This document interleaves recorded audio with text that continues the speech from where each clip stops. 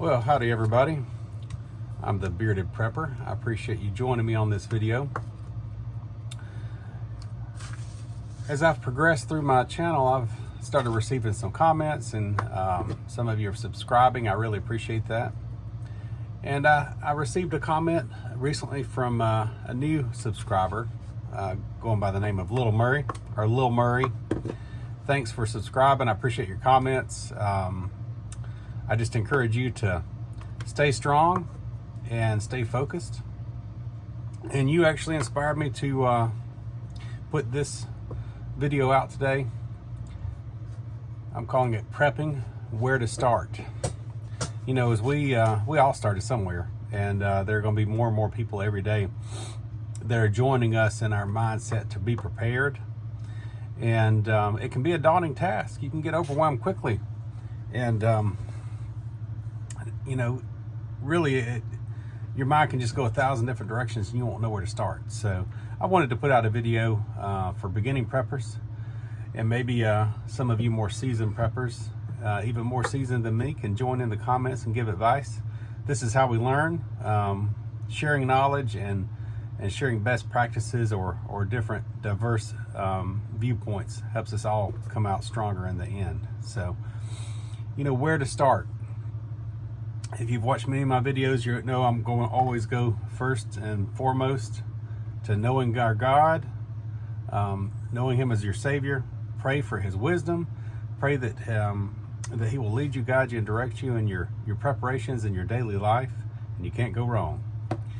But as far as doing our part, I guess you would want to start with just the basics. Assess your needs. So before you even start prepping, you need to assess what your needs are. Make a list. You know, think about, what am I preparing for? What will it look like? And then go through your basic needs. If you haven't watched my 4 session series on basic needs, I encourage you to go back and do that. It'll give you, you know, a lot more details about some of the thoughts that I have around what your basic needs truly are. But just to run through them quickly, some very high-level overviews. You know, we start with protection or safety. When you're assessing your needs there, you have to say to yourself, okay, how am I going to be able to protect myself? What abilities do I have? What experiences do I have? Am I skilled in self-defense tactics and use of weapons, in planning, or you know, construction or physical plant? Where are my strengths at? And wherever your weaknesses are, you probably should you know, find some opportunity to strengthen those up a little bit, hone those skills, or develop new skills. And also ask yourself, you know, from what am I protecting myself?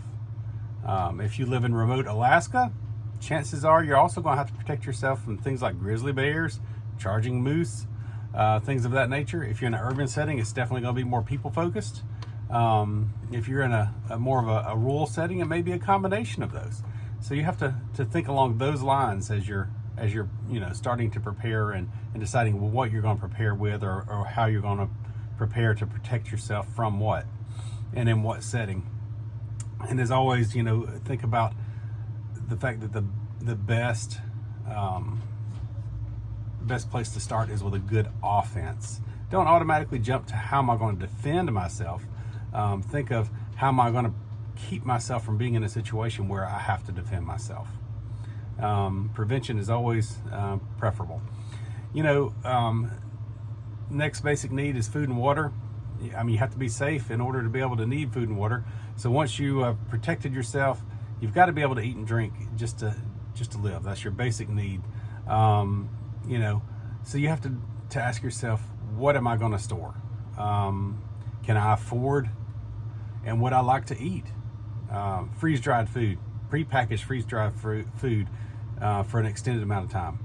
Those options serve their purpose, and I'm not knocking them. And if you can, then great, more power for you or to you. I can't necessarily afford to live for years off of freeze-dried food. That stuff's expensive, and I don't have a freeze dryer, so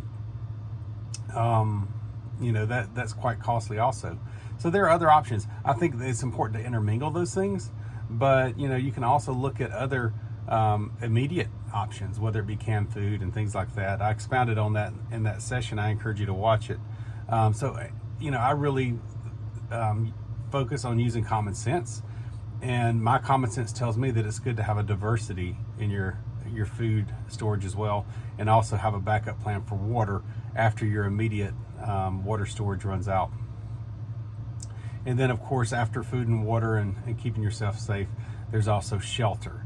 You have to have somewhere safe, somewhere not just safe from people, but safe from the elements. When you're thinking about shelter, where are you now? What setting do you live in now? And can you stay there? Will it be safe to stay there in a situation where you're having to get by or survive, or our society or our world as we know it has changed? You think about things like not just where are you going to stay out of the rain, but can you keep yourself warm in cold weather? How are you going to light your area? What about cooking? What about cleaning? Daily activities. Those are the things you want to think about. So, and then last, of course, think about economic preparations. In my session, I expound on that. It's not just money. Will money even be worth anything if you get to the point that you're having to survive or living in a new way?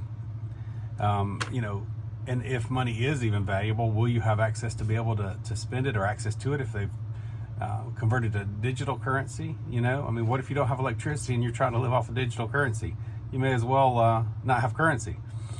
So, some things to think about as you're assessing your needs and your abilities there is, have a plan, not just to save up money, but buy before things become more expensive. Buy at today's prices for tomorrow's needs, and look for deals. You can find a lot of deals out there. I've kind of intermingled those in several videos, but definitely in the basic needs for economic preps. Buy ahead when you find the deals, and pay attention to what's going on. Look at what's going on in the world, what's happening in our society, or what's happening economically. Certainly right now we should all be paying attention, because things are crazy out there. They say we're not in a recession, but we really are. Gas prices go up, they go down, things are available, things are not available. There's a lot of stories out there of prices being different at the register than they are on the shelf, or even just not even having prices. A lot of stores, especially restaurants, are just removing prices because it's fluctuating so quickly that they can't keep up with it. So,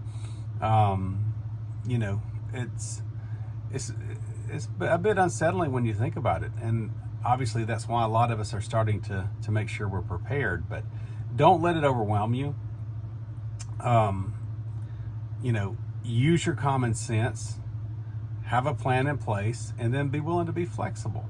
But start with assessing your basic needs and how you're going to meet those. Start with a shorter period for an immediate period. Maybe you're just even thinking, okay, I want to just be prepared for 2 to 4 weeks in case there's a major disaster in my area. Start there, work out from there. Don't worry about a lot of the what I call the nice to haves. Worry about the basics first, and then once you feel like you've got a pretty solid foundation and can make it at least 6 months meeting your basic needs, then you can start worrying about some of the extra things. But another thing to consider as you're starting, and this is key as well, is align yourself with like-minded people. Find people that you enjoy being around, that you can tolerate, especially in stressful situations, right? You don't want to really align yourself with someone you can barely tolerate now, because if it gets tough out there and we're surviving, you may not want to be around that person then. But you can learn from each other. Identify people that are maybe a little more seasoned than you in the prepping community, and learn from them. They may even learn from you.